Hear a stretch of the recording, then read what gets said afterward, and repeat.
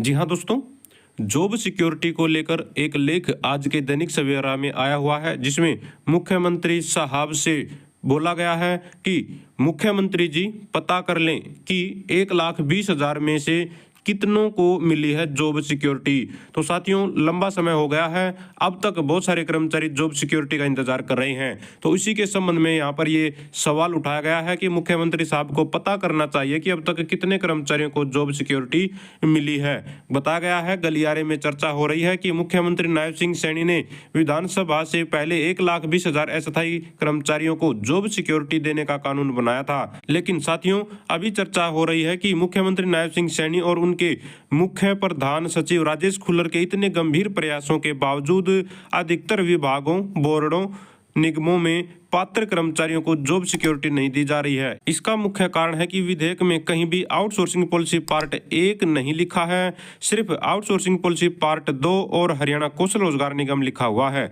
सभी विभागों, बोर्डों, निगमों, प्राधिकरणों के स्थापना शाखा के बाबू एक खामी बताकर आउटसोर्सिंग पॉलिसी पार्ट 1 के उन अस्थायी कर्मचारियों को जॉब सिक्योरिटी का लाभ नहीं दे रहे हैं जिन्हें हरियाणा कौशल रोजगार निगम में पोर्ट नहीं किया गया है और अभी भी आउटसोर्सिंग पॉलिसी पार्ट 1 के तहत ही काम कर रहे हैं। आप लोगों को साथियों ये भी जरूर पता होगा कि इस आउटसोर्सिंग पॉलिसी पार्ट 1 के तहत ही सबसे ज्यादा कर्मचारी लगे हुए हैं।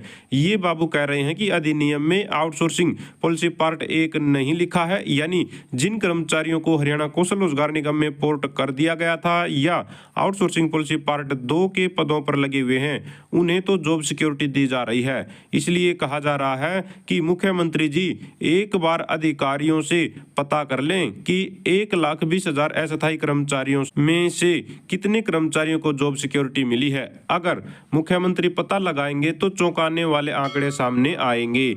जी हाँ साथियों, वास्तव में चौंकाने वाले आंकड़े सामने आ सकते हैं, क्योंकि इस बात का तो सबको पता होगा, अंदाजा अब तक लग गया होगा कि 1,20,000 को तो जॉब सिक्योरिटी अब तक नहीं मिली है, जो कि दावे किए जा रहे हैं। गलियारे में कहा जा रहा है कि अभी जब जॉब सिक्योरिटी एक्ट के तहत नियम बनने हैं, नियम यानी कि SOP की ये बात कर रहे हैं, अभी ये जो नियम है ये आने हैं चीफ सेक्रेटरी ऑफ हरियाणा की तरफ से। इन नियमों में आउटसोर्सिंग पॉलिसी पार्ट 1 स्पष्ट रूप से लिखा जाए और यह भी स्पष्ट लिखा जाए कि आउटसोर्सिंग पॉलिसी पार्ट 1 के तहत लगे जिन कर्मचारियों की 15 अगस्त 2024 को 5 साल या इससे ज्यादा की सेवा हो गई है, इससे ज्यादा का समय हो गया है और वे हरियाणा कौशल रोजगार निगम में पोर्ट नहीं हुए हैं, उन्हें भी जॉब सिक्योरिटी का लाभ मिलेगा। हालांकि मुख्यमंत्री नायब सिंह सैनी सार्वजनिक मंचों से यह बात बोलते रहते हैं कि आउटसोर्सिंग पॉलिसी पार्ट 1 के तहत कर्मचारियों को भी जॉब सिक्योरिटी दी गई है, मगर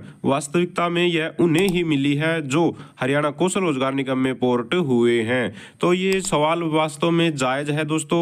अभी तक 1,20,000 कर्मचारी कवर नहीं हुए हैं, जो कि सरकार का बड़ा दावा था। एक बार जरूर आंकड़े कलेक्ट करने चाहिए, किस डिपार्टमेंट ने, विभाग ने, साथियों किस निगम कॉरपोरेशन ने, कहां पर कितने कर्मचारी जॉब सिक्योरिटी के अंडर में आए हैं और टोटल आंकड़े एक बार पेश करने चाहिए सरकार को, ताकि पता चले कि इस एक्ट का लाभ कितने कर्मचारियों को मिला और कितनों को नहीं मिला और कितने इंतजार कर रहे हैं।